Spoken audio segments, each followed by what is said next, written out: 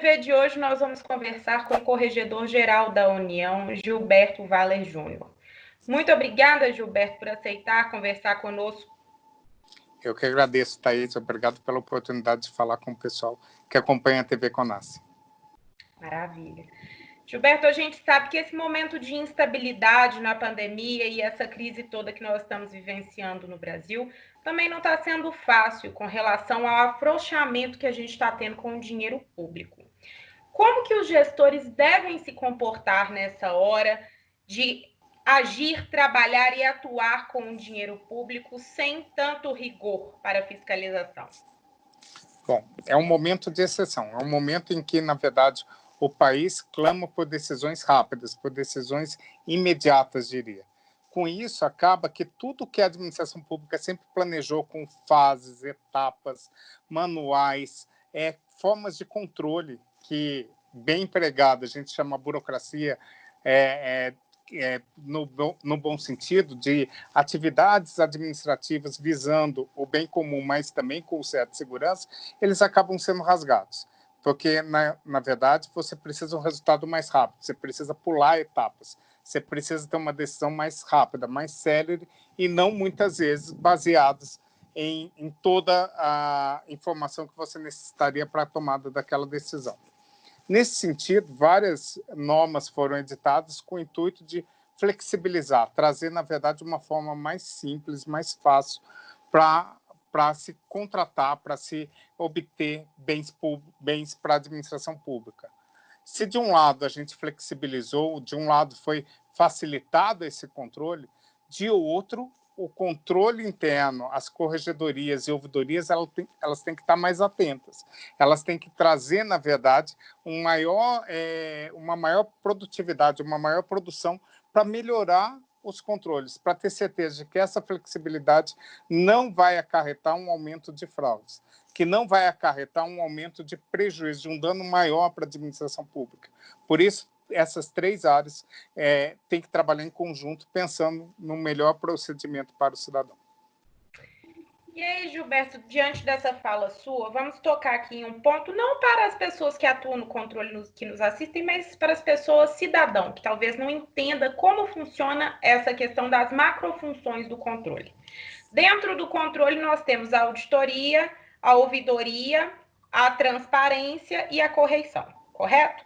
Correto. Como que essas macrofunções, não a correição, porque a correição seria num momento posterior, como essas três macrofunções devem atuar, então, agora, diante disso que você falou, nessa questão da prevenção, para não ter que chegar, de fato, à correição? Isso. Na verdade, é um desafio para todos. É um desafio quanto à transparência, em que você tem que colocar o maior número de informações do Covid em transparência, e nessa questão um desafio grande, porque não adianta colocar só dados. Você precisa mastigar os dados, trazer para o cidadão uma forma que ele entenda. E uma forma que ele entenda e que seja, na verdade, para trazer uma possibilidade de controle social. Não adianta nada você colocar informações que joguem na transparência, que não traga nenhum resultado prático, que não traga nada que traga de relevância para o controle social. Eu costumo brincar que transparência não adianta você só jogar informações. Muitas vezes a gente está numa aeronave, vai levantar voo e o piloto vem dar algumas informações. O tempo de voo, como que vai estar o clima, e fala da temperatura lá fora da aeronave. Essa informação da temperatura lá fora traz o que para você? Traz qual informação que seja efetiva para você? É uma transparência desnecessária. Isso, na verdade, quando mais informações você tem, maior chance você tem de burocratizar, de trazer informações desnecessárias ao cidadão e prejudicar a transparência. Se de um lado a gente tem essa importância da transparência, do outro a gente tem as ouvidorias, os canais de ouvidoria. A gente tem que trazer a informação e falar para o cidadão, faça o controle social. Hoje, 5.500 municípios estão com problema da pandemia, estão comprando, estão se utilizando de uma flexibilização na lei de licitação. Estão com problemas diários. O cidadão tem demanda que ele precisa ter informação. Por isso, a ouvidoria tem que estar próxima, ela tem que estar aberta, ela tem que ir aonde o cidadão está.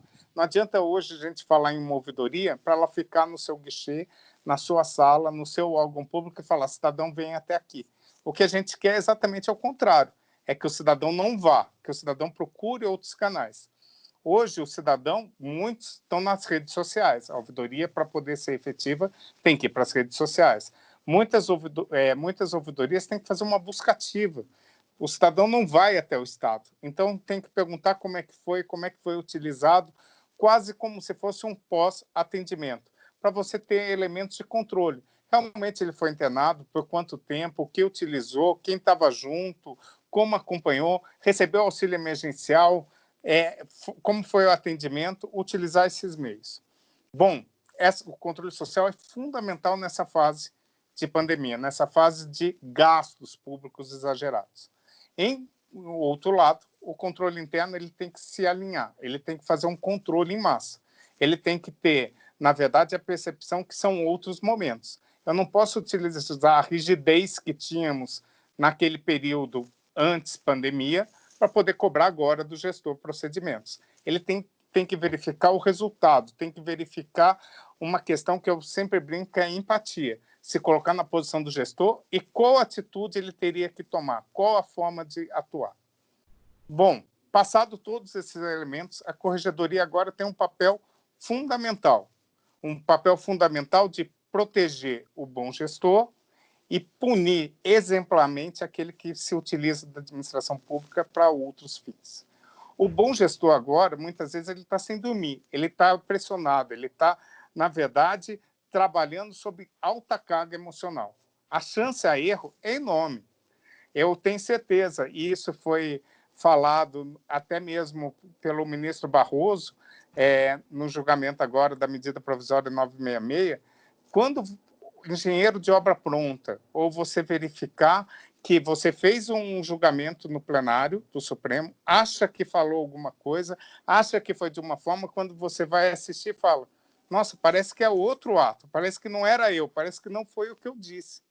Isso é comum, e ainda mais em período de estresse, um período de clamor público. Então, erros pequenos vão ser cometidos. E esses erros pequenos, esses erros excusáveis, esses erros que poderiam ser suscetíveis a qualquer um, a corregedoria tem que proteger para que não abra um processo desnecessário e acabe marcando ainda mais esse gestor tão pressionado.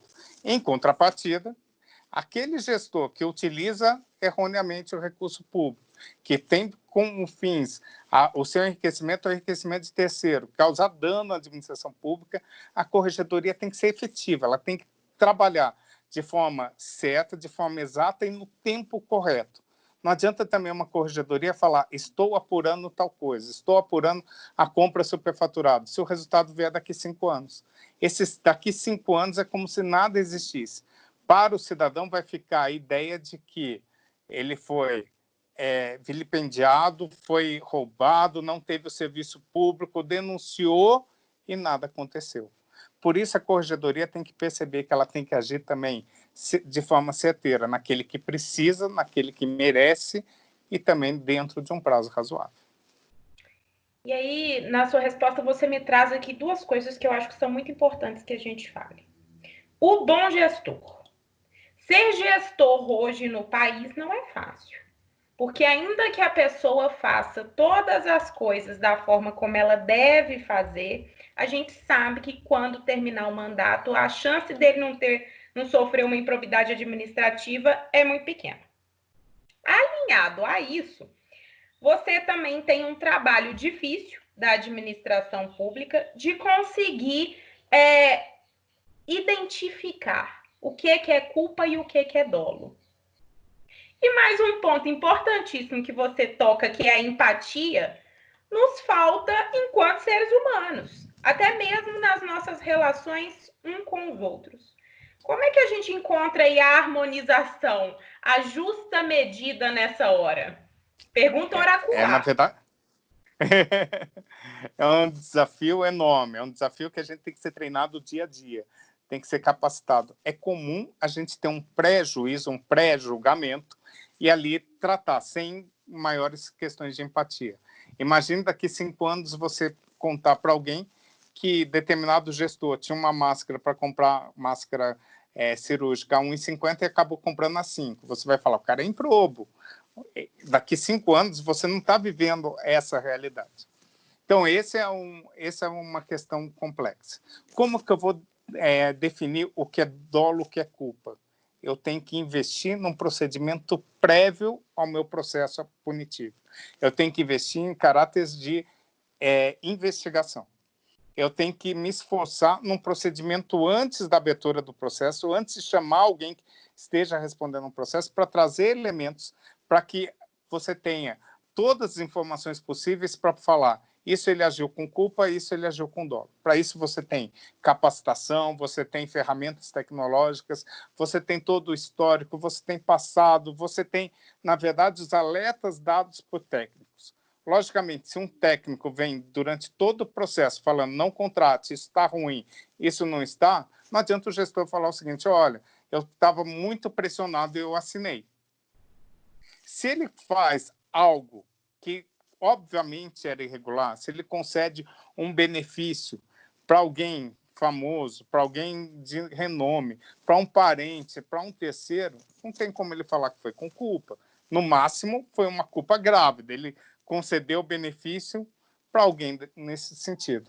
Então, esses instrumentos, eles não é que não vão ser analisados, eles vão ser muito analisados numa fase prévia à instauração do processo. A gente tem que, na verdade, os nossos melhores servidores, as nossas melhores técnicas serem investidas neste momento. A fase posterior da instauração do processo e quem vai responder o processo, sobrar somente aqueles que, na verdade, locupletaram com a administração, aqueles que, na verdade, tiveram algum benefício, aqueles que, na verdade, tiveram a intenção ou simplesmente agiram de uma maneira tão socialmente reprovável que ele precisa responder. Então, a ideia é que esse serviço de empatia, esse serviço de análise de dolo, culpa, seja analisado caso a caso pelas corregedorias, mas numa fase prévia, que a gente chama de juízo de admissibilidade. Para tanto, até, trazendo uma novidade, a Corregedoria Geral da União editou, em março agora, uma instrução normativa número 8, falando sobre a investigação preliminar sumária, de como fazer essa investigação, de como proceder esse juízo prévio, de como proceder uma investigação. Meios esses que permitirão maior certeza e segurança para a autoridade instauradora ter a certeza de instaurar ou não. Até muito pouco tempo atrás, as corregedorias como atuavam? A qualquer fagulha de irregularidade, a qualquer notícia que saía num periódico sobre irregularidade, sem prova alguma, você instaurava um processo administrativo disciplinar. E, com isso, bom gestor e mau gestor, o que errou e aquele que teve dolo, respondiam o mesmo processo durante anos, trazendo um prejuízo enorme para ele, pessoalmente, e para a administração, porque ficava com essa ideia do que você falou na pergunta. Ele vai atuar na administração, ele vai servir a administração pública e depois ele vai ter um processo respondendo, vai ter bens bloqueados, vai ser chamado de desonesto, vai ser chamado de improbo, e até mudança dessa situação é muito grave. Hoje, na Corregedoria Geral da União, a gente não instaura nenhum processo em que a gente não tenha coletado as provas suficientes para poder dizer que há evidências, que há indícios. Se ele vai ser culpado ou não, isso é uma questão depois do processo, a questão de contraditório, questão de provas. É ele possibilitar trazer a justificativa dele, mas fato e autoria são delimitados de maneira antecipada. Maravilha, Gilberto. E aí o assunto do momento, a medida provisória que todos estão inquietos, achando que vai aliviar os gestores ou até mesmo os servidores que participarem desses processos de compra. Na sua entrevista à CNN, eu vi que você deixou de forma bem clara que, na verdade, não traz nenhuma novidade tão grande assim. É só um momento assim de não desesperar até mesmo o servidor público. Eu li agora há pouco uma notícia em que dizia que a AGU manifestou dizendo que esse pedido foram dos próprios servidores públicos, que estão inquietos com esse movimento todo que a gente está vivendo frente à pandemia causada pelo Covid-19. O que você poderia dizer aqui para a TV Conace a respeito dessa medida provisória? Uma medida provisória que veio sendo discutida no final de março, abril, com o intuito de trazer uma segurança jurídica maior. E uma segurança jurídica maior para quem?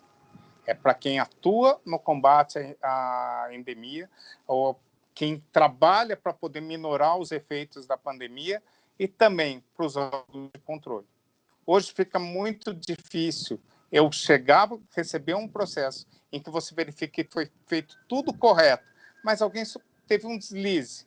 Alguém, na verdade, pagou antes de determinado documento, antes da nota ser atestada, ou fez de forma conjunta, ou o parecer jurídico foi datado no mesmo momento da assinatura do contrato, um contrato perfeito, que não teve nenhum prejuízo.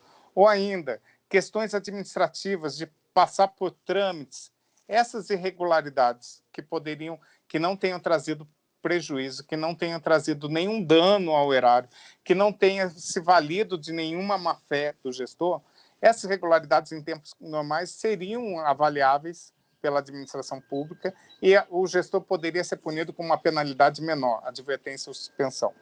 Esse fato, caracterizado pela corregedoria, é muito difícil um gestor ele ter elementos até a edição da medida provisória para justificar, para não instaurar o processo. Ou seja, fatos menores, eles seriam apuráveis até o fim do processo disciplinar. Ele responderia. A ideia da medida provisória foi trazer segurança para o servidor, sabendo que esses fatos menores eles não seriam, na verdade, objeto de responsabilização, e também para a corregedoria, para saber o seguinte: olha, você não precisa se dedicar para esses fatos menores, essas culpas leves, esses fatos, na verdade, que são atos necessários, atos do dia a dia, atos administrativos para o combate da endemia.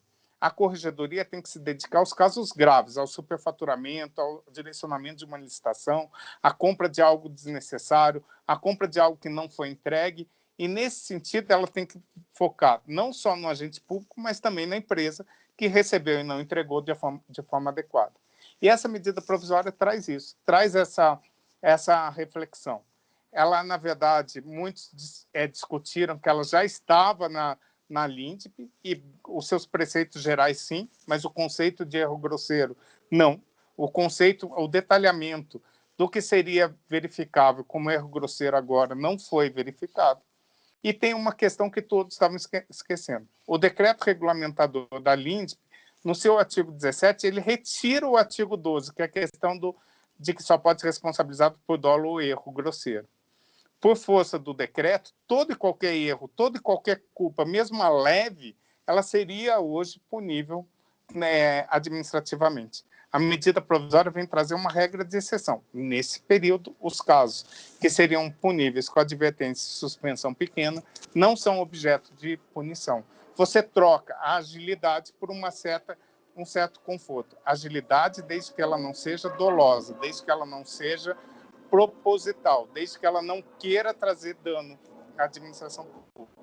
Os casos mais graves, os casos da lei de improbidade, elas são totalmente afastadas da medida provisória. Nada tem a ver, são protegidas, elas continuam ainda respondendo o agente quando comete. A medida provisória veio trazer um alívio para o bom gestor, e o foco é o bom gestor sempre, para aqueles casos do erro corriqueiro, o erro justificável, o erro, na verdade, que de alguma forma pode se justificar por esse momento da pandemia. Justiça, né, Gilberto? Sejamos justos e punamos aqueles que realmente merecem ser punidos e os que não merecem, que a gente possa ser justo para transformar nosso país. Exato. Na verdade, o que a gente não quer é que um bom gestor sofra mais do que ele já vem sofrendo, que responda indevidamente um processo, que ele não teve dolo, que ele não tinha outra forma de agir, assim como também não quer que um malfeitor deixe de ser punido pelo excesso de processos a serem julgados. Não adianta eu inflar de números, não adianta eu falar, vou instaurar 5.000 processos. Esses 5.000 processos instaurados, quantas punições geram? quantos dos malfeitores vão ser punidos. Muitas vezes o excesso de processo aberto é uma forma também de proteger o malfeitor, porque esses processos serão mais demorados, ele entra na vala comum de dizer que o processo é injusto, ele entra, na verdade, com uma forma de procrastinação e mais, muitas vezes ele consegue sair pela prescrição, porque a administração pública não consegue agir no tempo adequado. Então, na verdade, você separando o malfeitor do bom gestor, você acaba também trazendo uma efetividade melhor na apuração e na punição desses servidores, desses agentes. Muito bom. Agradeço muito sua participação, Gilberto, que a gente possa sair disso daí o quanto antes, da melhor forma possível, e cada um fazendo sua parte. Saúde! Eu que agradeço a oportunidade, um grande abraço para todos os membros do CONASSE e desejo logo vê-los pessoalmente.